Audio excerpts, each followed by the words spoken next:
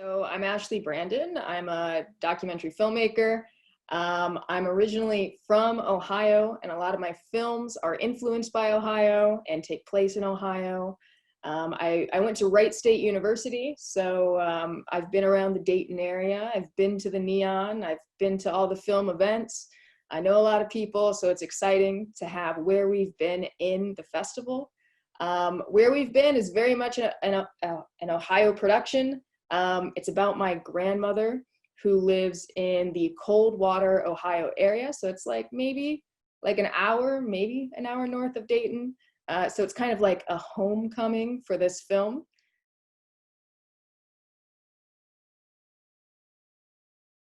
You know, I think my grandmother's like obsession with genealogy and our family's history definitely influenced me. Like definitely now looking back, it has influenced me and put me in this direction of like being a documentarian, which is, I guess, somewhat being a historian. Maybe we'll look back and think I was a historian, even though I don't think I'm a historian now. But it's in the end, it's all about storytelling.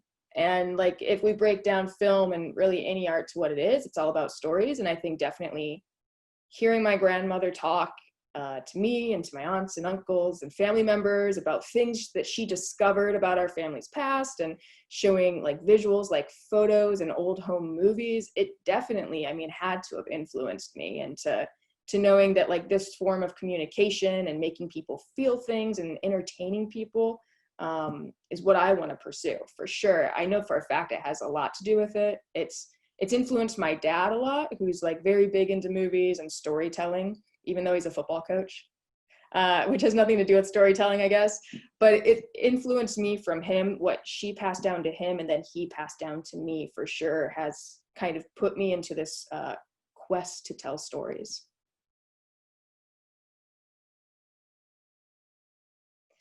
For me, when it comes to like creativity, and especially when it comes to Where We've Been, is I always like to set up like challenges for myself. So when I have like a film idea, it's like, that's great, you have an idea, but like, how are you going to tell it?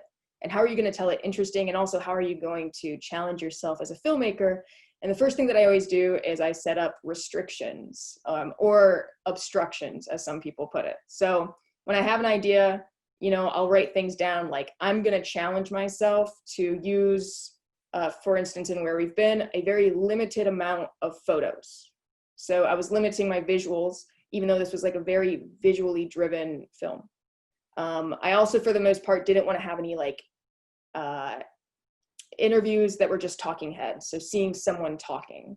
And I don't know why I decided on those things, but in the end, it worked out perfectly. I think I wanted to like replicate memory in some ways. And I think definitely sound and like stills are ways that we try to capture memories. And sometimes they can be the most, what's the word I want to use?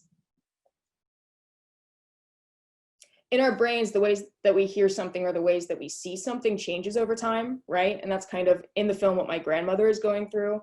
So I kind of wanted to focus in on those like details. So that's why I've edited things in the way that I have, where I kind of zoom in on pictures because I'm trying to capture the details of the picture that maybe we didn't see when we saw it as a full photo.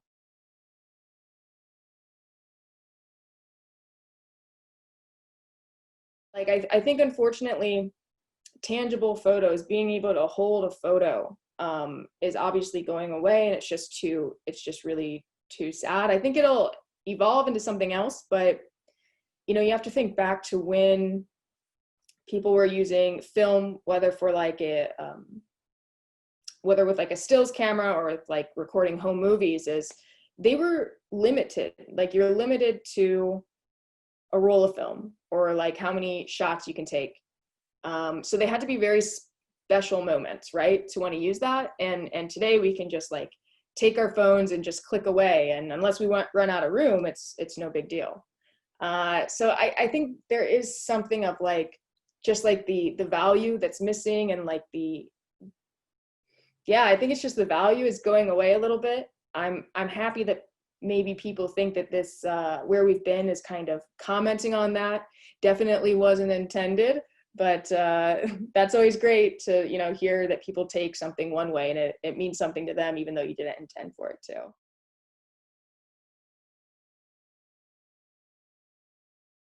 Yeah, so where we've been is like the first, I would almost, yeah, I would almost classify it as like being about my grandmother, but also like a personal film about me, which I hate. Like that was like a real challenge for me, was putting myself in the film, but I kind of realized it wouldn't work without me and my take on it. But yeah, it was super weird. I always make films about strangers. I always like to kind of find like outsiders who are kind of weirdos, you know, because they people like that who like are just themselves fascinate me. So this time around to do it about my grandmother, who was kind of like fading away, especially at that time, and she actually passed away before the film was completed, like right when I was making it, so she never got to see it. But that just kind of pushed me to like make it even more, you know. But yeah, it was super weird. I felt like extreme pressure, you know, because my family knew I was making this small film, and I felt pressure of like making them happy. And I don't think I've ever felt that pressure before. I usually don't share my films with my family. It's a weird thing I don't like to do. But yeah, it was definitely I felt a lot of pressure, but I'm really happy I did it, even though it was like really uncomfortable for me, because I think I learned a lot. And it obviously a lot of people like feel something from the film, which is great. But yeah, it was super weird. I don't know if I'll make like I will never make a personal film again. That's for sure. Um, will I make a film about a family member again? Maybe.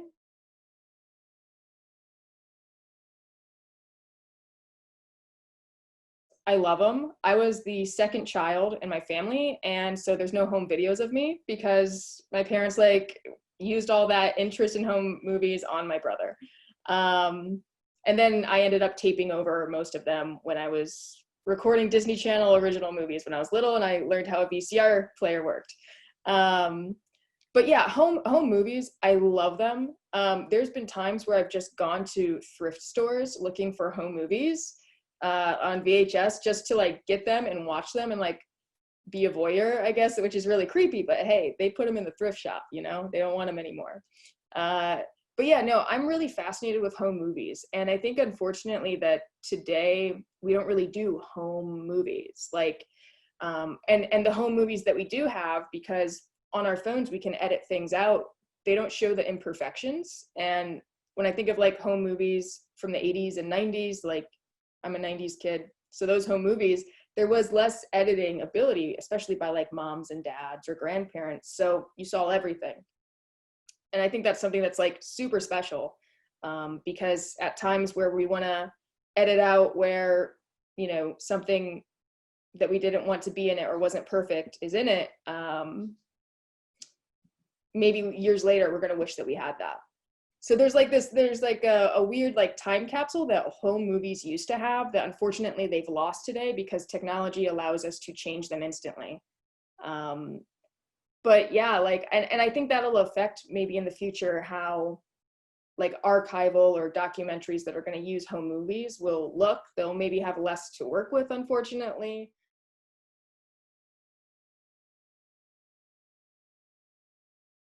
So I think definitely for like filmmakers starting out in their career, especially filmmakers like living not in like what we consider the hotbeds of like filmmaking, so like people living kind of in the center of the country, especially the Midwest.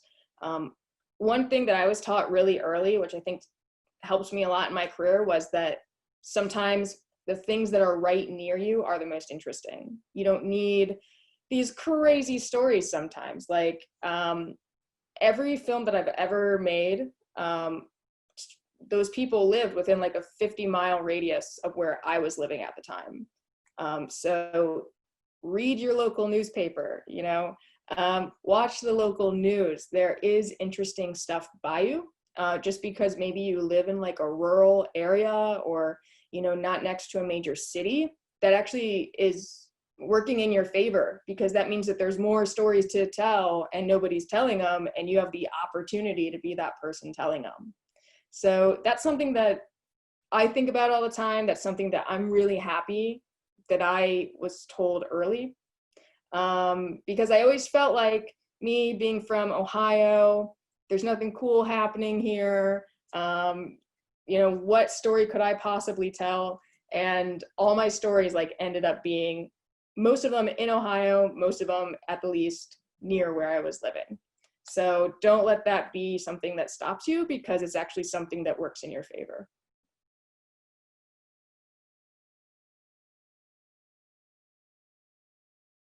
So actually starting this week, I'm starting a new short documentary that's about how ice cream truck workers have been affected by this strange summer of COVID.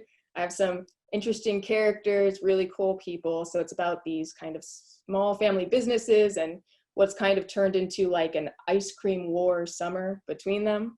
So that's a short doc I'm working on. And I'm working on some fiction things as well. Next spring, I'm going to be shooting a sci-fi short, which is going to be weird for me, but it's interesting. It's about how technology and how technology can help survivors of abuse. So it's kind of going to be going of what technology can do to help us, but also what are the bad things that technology can cause.